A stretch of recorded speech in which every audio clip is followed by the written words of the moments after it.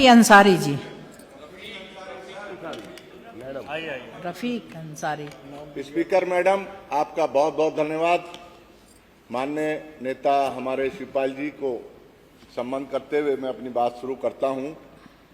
मेरी तकदीर के मालिक मेरी पहचान लिख देना, मेरी तकदीर के मालिक मेरी पहचान लिख देना, मेरे जिस्म के हिस्से पर हिंदुस्तान लिख देना, कहीं राम लिख देना, कहीं रहमान लिख देना। स्पीकर मैडम, मैं मेरठ का रहने वाला हूं और जुलाई के अंदर और अगस्त में वहां कावड़ यात्रा चलती है और कावड़ यात्रा जब चलती है तो लगभग 20 या 25 दिन पूरा रोड बंद हो जाता है और तमाम कारोबार, तमाम दुकानें, सब चीज हिंदू और मुसलमान बंद कर देते हैं और एक त्योहार के रूप में दिखाया जाता है।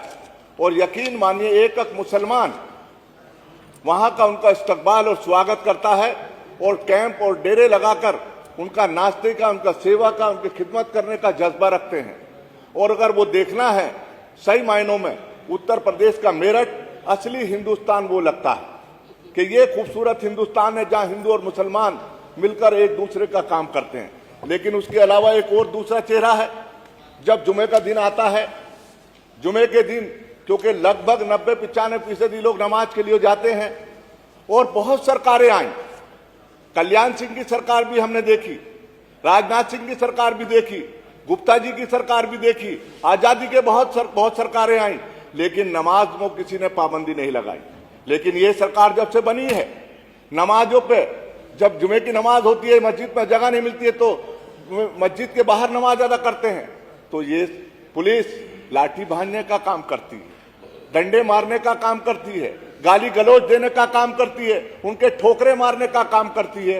ये लड़ाई सबर की और जुल्म की है, सितमगर की है और मजलूम की लड़ाई है।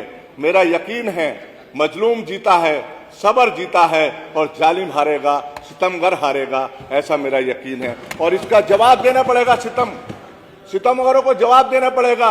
इंशाअल्लाह एक दिन इनकलाब आएगा 2027 में। मैं कहना चाहता हूं आप लोगों से कि हमारा सब्र क्यों इम्तहान ले रहे हो आप देखिए, मस्जिद के नाम पर मस्जिद को ढाया जा रहा है, मदरसों को ढाया जा रहा है, खानकाहों को ढाया जा रहा है, मजारों को ढाया जा रहा है। कहां कहां हमको नहीं मार रहे आप? मैं पूछना चाहता हूं, क्या मांगा मुसलमान ने आपसे 9 साल में? आपसे रोजी नहीं मांगी, आपसे रोटी नहीं मांगी, आपसे नौकरी नहीं मांगी, और उससे मांगा है उसने सिर्फ कि हमको जीने दो, हमारे बच्चों को कमा के खाने दो। वो भी बर्दाश्त नहीं हो रहा इसको। आप देखिए, अगर कोई जुर्म हो जाता है, कोई गुनाह हो जाता है तो उसके घर पर बुलडोजर चल जाता है।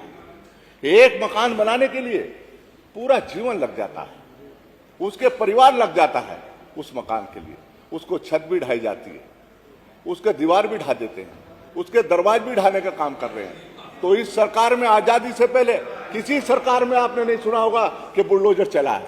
ये इसी सरकार में बुलडोजर चलाने का काम किया गया। मैं पूछना चाहता हूं, क्या बिगाड़ा है मुसलमानों ने इनका? क्या बिगाड़ा है मुसलमानों ने?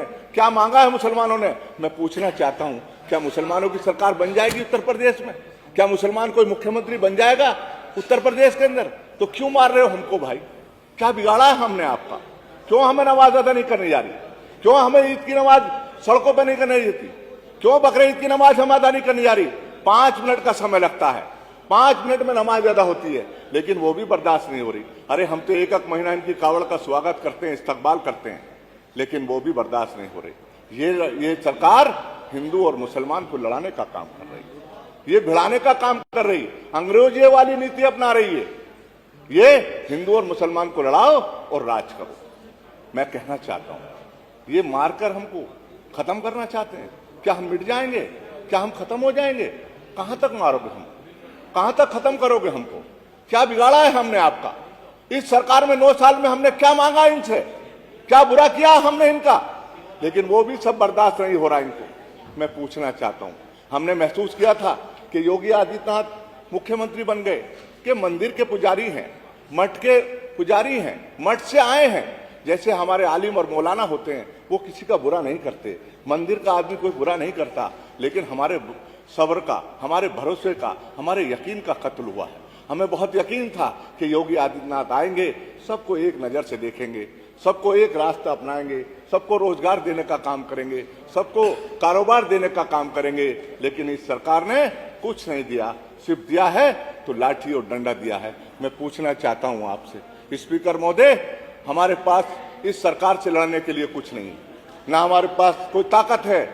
हमारे पास, इनके पास डंडे हैं, लाठी है, पुलिस है, फौज है, गोली है, हमारे पास सीने हैं। मारो कितने गोली मारोगे, हमारे सीने कम नहीं पड़ेंगे। मारो कितनी लाठी मारोगे, हमारा शरीर कम नहीं पड़ेगा। इंशाल्लाह ये खत्म हो जाएंगे। और यकीन के साथ कह सकता हूं, कर्म करोगे कर्म करेंगे, सितम करोगे सितम करेंगे। हम भी आदमी हैं आपकी तरह, जो तुम करोगे वो हम करेंगे। मैं कहना चाहता हूं आप लोगों से, आज उत्तर प्रदेश के अंदर कैसे हालात हो गए, दहशत और खौफ में मुसलमान जी रहा, कहीं जा नहीं सकता। वो ट्रेन में जाएगा तो डर लगेगा, टोपी वाले, दाढ़ी वाले, वो डर और दहशत के खौफ में जी रहे हैं। जब सुबह को निकलता है उसका बच्चा, तो शाम को उसकी मां इंतजार देखती है कि मेरा बच्चा अब तक काम पे नहीं आया है, क्या कोई दहशत तो नहीं है, कोई डर तो नहीं है। वो महसूस कर रहा है, उसकी मां महसूस करती है कि मेरा बच्चा हिफाजत से घर वापस आ जाएगा नहीं आ जाएगा। ये करती है जीरो टॉलरेंस। मैं कहता हूं जंगल राज है उत्तर प्रदेश के अंदर, टोटल गुंडा राज है, जाति के नाम पर, धर्म के नाम पर, मुसलमान के नाम पर जो आज कत्लेआम उत्तर प्रदेश के अंदर सरकार कर रही है। मेरा पूरा यकीन है, तख्त बदल दो, ताज बदल दो, तख्त बदल दो, ताज बदल दो, बेईमानों का राज बदल दो। कमाने वाला खाएगा, लूटने वाला जाएगा, नया जमाना आएगा। प्रसन्न कुमार जी, धन्यवाद बहुत बहुत।